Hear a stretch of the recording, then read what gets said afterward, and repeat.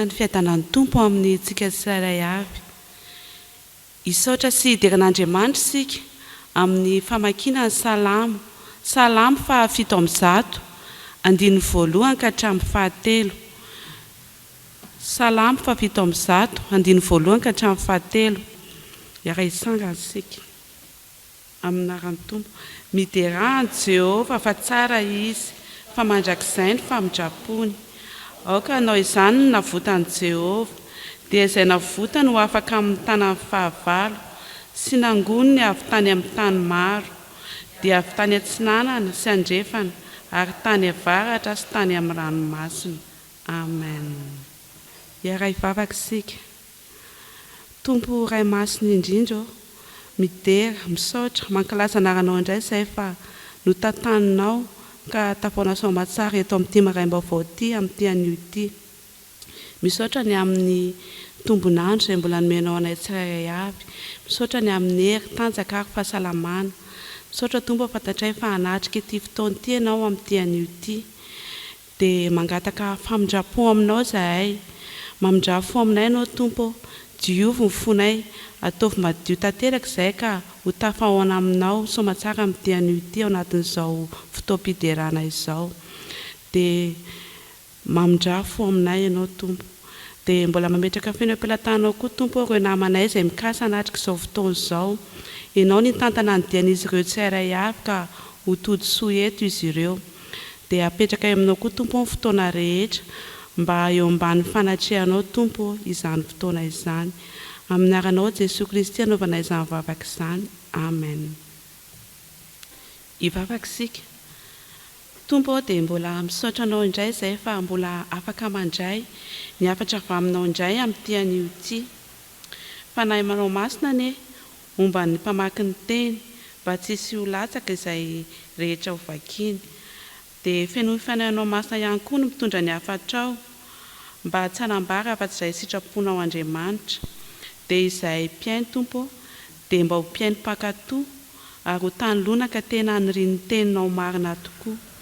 Amin'ny anaranao Jesosy Kristy. Amen. Iaraka amaky ny sokatra masina isika araky ny mofinaina voalahatra androany ao amin'ny filazantsara araka ny Lioka 5, andiny voalohany ka hatramin'ny fahatelo. Lioka 5, andiny voalohany ka hatramin'ny fahatelo. Rehefa hita dia ho vakiana amin'ny anaran'ny tompo.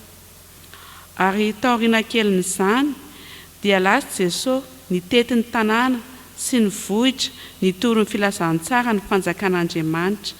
Ary ny 12 lahy nanaraka azy mba amin'ny vehivavy sasany izay nisotraniny tamin'ny fanahy ratsy sy ny aretina. Dia Maria atao hoe Magdalena izay efa nivohan'ny demony 7, ary Joana vadiny kosa mpitandrina amin'ny fananan'i Herôda, ary Sosana mba ny maro hafa koa izay nanompo azy tamin'ny fananany. Amen. Ray masina manamasinana ny fahamarinana, ny teninao fahamarinana. Amen. Petraka tsika ry havana. Dia ampitomboina ho aminareo ny havana ny fahasoavana sy ny fiadanana avy amin'Andriamanitra ray sy Jesosy Kristy tompontsika. Amen. Amin'ity maraina ity sika araka ny mofinaina manaraka ny loha hevitra ato amin'ny volana Jolay. Lioka 5, andiny voalohany ka hatramin'ny fahatelo. Filazantsara araka Lioka 5, andiny voalohany ka hatramin'ny fahatelo. Miaraha mandeha amin'ny tompo Andriamanitrao. Miaraha mandeha amin'ny tompo Andriamanitrao. Ny namakina tamintsika ny soratra masina teo dia misy vondron'olona avy amin'ny sokady samihafa. Tao ny mpianatra, tao ireo izay nitady famonjena dia nahazo fahasitranana, tao ireo nitady fanafahana dia afaka tamin'ny geja, tao ireo izay mahatsiaro tompona niraikitra ka mila fiaran-dalana amin'ny tompo, ary tao ireo mpanolo tena manan-javatra azo atao ka te hiara-dalana amin'i Jesosy Kristy. Anio zany tsika dia hibanjina ny hoe ny miara-mandeha amin'ny tompo Andriamanitra, ny miara-mandeha amin'ny tompo Andriamanitra. Voalohany fijoroana ho vavolombelon'ny famonjena. Ny miara-mandeha amin'ny tompo Andriamanitra dia fijoroana ho vavolombelon'ny famonjena. Voalohany mpianatra le 12 lana araka an' Jesosy. Mbola tsy serentsika aloha hoe inona moa ny antony anarahana azy, fa izao ny antso Jesosy nandeha izy. Nisy fisainana niova tao amin'ireo mpianatra ireo. Hafa ny fiainany fo mbola tsy niantso azy Jesosy ny fifandraisany, fa rehefa niantso azy Jesosy dia tonga tafahoana teo ny fisainany miaraka amin'ny fisainan'i Jesosy, dia lasa izy nanaraka an' Jesosy.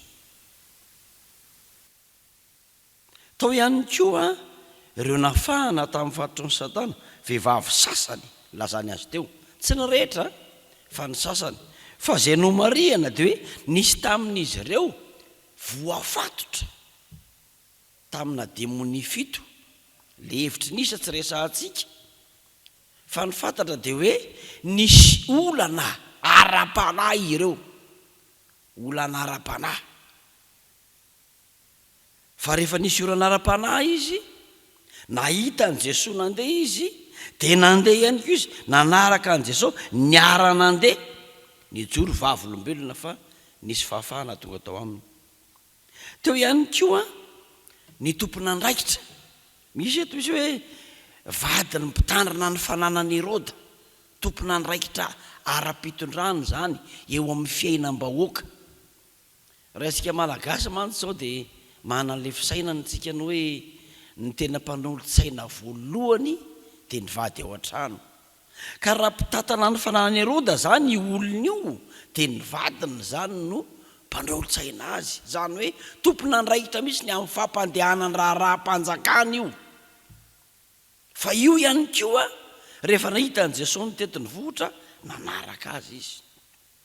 Dia voatanisy eto moa ireo sokajin'olona farany, dia ny sokajin'olona izay tia asa soa, hoe nanompo azy tamin'ny fananany.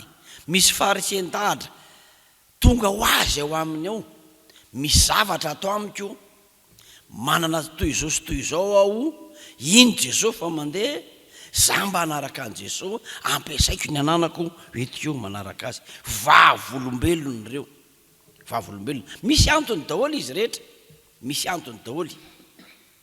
Tsy hoe finiavana tia hanaraka an' Jesosy fotsiny hoe mahafinaritra manaraka an' Jesosy, fa iny izy mandeha dia hitan'ny olona, dia misy fahagagana ataony, dia misy vahoaka be dehibe linany aminy, misy olona be dehibe miaino azy, mahita tany samihafa, tsy an'le izy, fa atao anatin'le fiainany manokana mihitsy ny nanosika azy hiara-dalana amin'i Jesosy. Dia hoe vavolombelona, vavolombelon'ny famonjena. Dia ny mpianatra nahita fiainam-baovao, ireo sitrana nahazo fahafahana, ireo mila tolotsaina ny amin'ny fitondram-bahoaka, ary ireo manan-javatra azo atolotra. Ry havana malala, miaraha mandeha amin'ny tompo Andriamanitra aoka mijoro vavolombelona. Aza manao hoe tsy ilainao, aza manao hoe tsy manan-katolotra, aza manao hoe tsisy antony tokony tsy andehanako amin'izany, fa rehefa ny tompony tonga ho an-tsaina, ny tompony heverina ho arahana, ny tompony heverina ho zohina, dia milatsaka, tonga, tanteraka, avy ny fanamasina manolotra anao an'ilay saina hoe io ary tia no entinao manaraka ny tompo, dia tonga vavolombelona ianao. Voalohany zay. Fa ny faharoa, ny miara-mandeha amin'ny tompo Andriamanitra dia ho fitahina ny hafa hahita vonjy koa. Ho fitahina ny hafa hahita vonjy koa. Ilay andraikitra Jesosy dia hitoro ny filazantsara ny fanjakan'Andriamanitra. Zay tsika vao mitodika makany zany. Hitoro ny filazantsara ny fanjakan'Andriamanitra no andehanan'i Jesosy. ny tetin'ny vohitra, ny tetin'ny tanàna. Ny zava-dehibe dia ity, ireo olona ireo dia efa tafaraka tamin'i Jesosy. Tsy vao nanapa-kevitra izy araka ny fizarana voalohany teo, efa tafaraka. Nandray fanapa-kevitra ka nandeha ny mpianatra, nandray fanapa-kevitra ka nandeha ireo sitrana, nandray fanapa-kevitra ka nandeha ny tompona andraikitra, nandray fanapa-kevitra ampiasa ny fananany ny hava. Efa tafaraka ireo, tsy ny tafaraka amin'i Jesosy no zava-dehibe tena nahamaika azy, fa ny fahafantarany hoe io Jesosy zay niarahany io dia manana asa mba handraisany anjara ihany koa. Ary le asa handraisany anjara, asa ho an'ny hafa, tsy asa miverina ho amin'ny tenany. Izy ary rehefa sitrana, izy ary rehefa tompona andraikitra, izy ary rehefa manan-katolotra, izy ary rehefa voantso, tsy ho azy fa ho an'ny hafa zay andehanan'i Jesosy hitory filazantsara. Zay le asa fitahiana ho an'ny mila vonjy. Ny mihevitra ny hafa, ny misaina ny hafa satria hitory filazantsara no antony nanarahan'izy ireo an' Jesosy. Misy firaisana aina ho amin'i Jesosy aloha aorina, misy fiombonam-pisainana ho amin'i Jesosy aloha atsangana, ary ao arinany zay firaisana aina sy fiombonana aina amin'i Jesosy zay, miara mandeha amin'i Jesosy amin'izay ka mizara ny fahasoavana sy ny famonjena ho an'ny mila vonjy. Tena ilainy zany amin'izao vanim-potoana iainantsika izao, tena ilainy zany. Tamin'ny lahady aho tsaroako tsara, mitory teny indroa teny Anosy Zato Hebrona, niditra tamin'ny enina dia niditra tamin'ny 7 sasany. Dia vita ny tory teny teny Anosy Zato Hebrona, dia niantso andray ny fiangonana any amin'ny 30 kilometera ny avaratra synodam-paritany Antananarivo avaradrano hoe mba hampio apastera fa tsy tonga ny stazera nofana diakona, dia tonga dia nenga tonga tany ako eny an-dalana misy miantso, pastera ho ahoana, misy problema be ato aminay fa misy an'izao, naiza andrenesanao sy ahitahanao zay tokony atao an'ny tompo dia tsy afaka mandaa ianao. Misy olona mila vonjy. Inona le olona mila vonjy? Trahatra ny loza tapoka ny andalana, ary ratsy ny vonjena dia mety ny ainy mihitsy ny nanaraka. Isika natao fitahiana ho an'ny hafa rehefa miaraka mandeha amin'i Jesosy. Natao fitahiana ho an'ny hafa rehefa miaraka mandeha amin'i Jesosy. Tiano tsarovo tsara ry havana. Ny asa fanompona dia iombonana, iarahamanao ato amin'ny AFF zao tsika, fanofamonjena ho an'ny isam-batan'olona. Raha tsy mandray anjara amin'io asa fanompona iombonana io zany ny isam-batan'olona, tsy azo ny anjara famonjena ho azy. Ary zay no hitantsika eto zay, samy manana ny sokajy misy azy ireo olona ireo, samy manana izay niheverany anarahana an' Jesosy ireo, fa ny asany kosa dia niombona niaraka tamin'i Jesosy ary nitondra famonjena sy vonjy ho an'ny hafa izy. Eto Madagasikara dia mafy be ny antotanisany'ity mila vonjy ity, ny voailikilika sy ny anjorom-bala. Tsaroako tsara tamin'ny taona 377 tamin'ny 322 nanoratra boky aho ny anatany velany hoe ny anjara andraikitry ny mpitandrina manoloana ny fanitranany Madagasikara, pasteur c'est responsabilité facilité de pauvreté Madagasikara. Dia zao no ataon'le mpampianatra avy any Canada hoe vao tonga ny Madagasikara ianao dia midia ao an-trano, fa tsy zakan'ny olona zany tenin'Andriamanitra ho entinao zany, satria ny olona zatra manindry ny hafa, zatra manilika, zatra mampijaly. Ka raha misy olona mitady hiakatra, mitady voavonjy, mahita vonjy, dia ampiasay Satana indray ny hafa mba handetika an'ireny olona ireny. Isika fiangonana ihany, isika fiangonana ny vahaolana hitondra vonjy ho an'ny mila vonjy eto amin'ity fireneny ity. Tsy natao hamelezana n'izy zany, indrindra amin'izao andro fahavitan'ny fifidianana izao, fa atao hisaintsainana hoe koa ingao ny vavakao hamonjy izay mbola sisa. Ry havana malala, raha fezan'ireo voalaza ireo dia izao, rehefa miara-dalana amin'ny tompo dia aoka hevitra ny hafa ianao efa tafaraka za mierikerika tsony efa tafaraka ianao fa ivery fa misy hafa mila vonjy ihany ary tsy vitan'izany ihany rehefa miara-dalana amin'ny tompo a dia tsaro fa vahavolombelona ianao halay tahaka hitory ny filazantsarany Kristy n'Andriamanitra ny voninahitra amintsika ny fiadanany amen. Ivavaka isika. Jesoa inona ntsony no lazainay marina loatra ny teninao tsara loatra ny teninao tsapanay izao mangorakoraka ny fonay tamin'ireo rehetra zay ny emoranay raha natao vavolombelona zay tamin'ireo rehetra zay nanapena maso raha nahitany mila vonjy mitalao sy miantsoantso izay dia mangay aina izany Jesoa fandroany fandroany nasehonao ninentsonao anay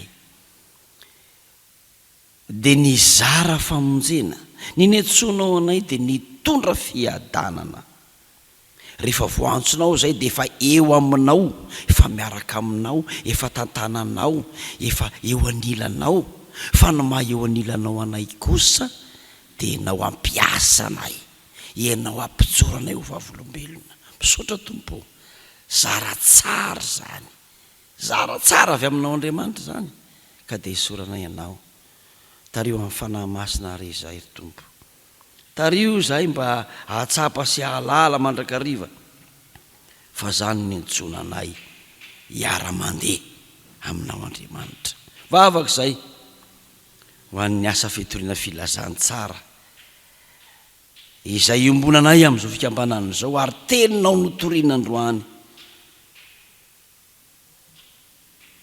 vonjeo ny olonao ampaherezo ny tompony andraikitra tario lalana ny fosiny tsaina ka sady hahatsapa ny alehiben'ny andraikitra no hanatanteraka izay anjara manandrify vavak'izay amin'ny asan'ny fiangonana eto amin'ity firenena ity indrisy ny malagasy indrisy ny malagasy mila famonjenao Jesoa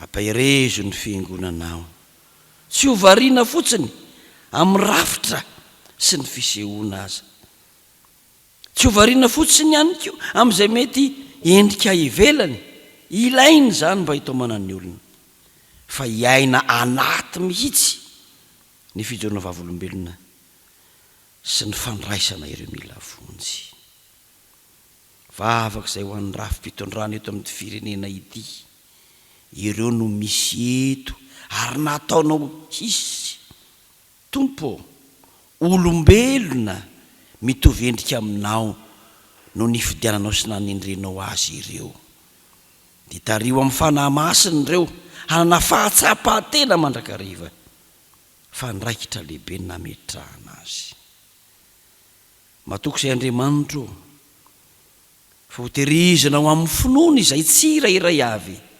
hifikitra aminao hiraikitra tsy saraka aminao mihitsy mandra-pahazo an'ilay satrim-poninahitra fiainana petraka eo ampelantanao ary tompo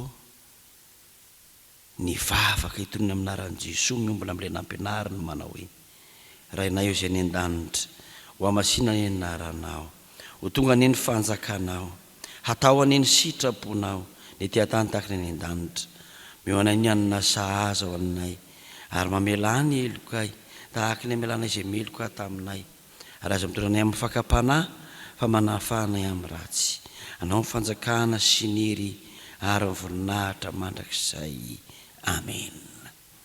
Dia isika rehefa ritsangana izao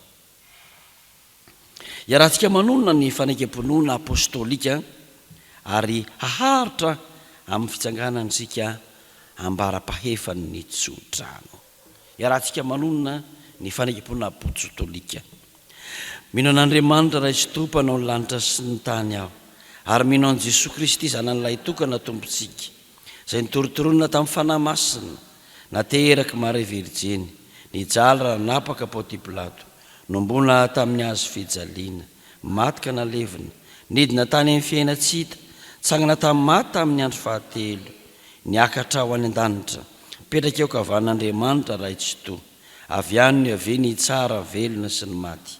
Mino ny fanahy masina aho, fiangonana masina manerana izao tontolo izao, fiambonan'ny olo masina, famelan-keloka, fitsanganan'ny tena amin'ny maty ary ny fiainana mandrakizay. Amen. Ho tanteraka aminareo ny ravana ny tsodrano izay tononona amin'ny anaran'i Jesosy Kristy. Ary ny fiadaran'Andriamanitra ray izay mihoatra noho ny fahalalana rehetra hiaro ny fonareo any sy ny hevitrareo amin'ny fahalalana tsara n'Andriamanitra ray sy Jesosy Kristy tompontsika. Amen. Petraka manao vavaka mangina isika havana.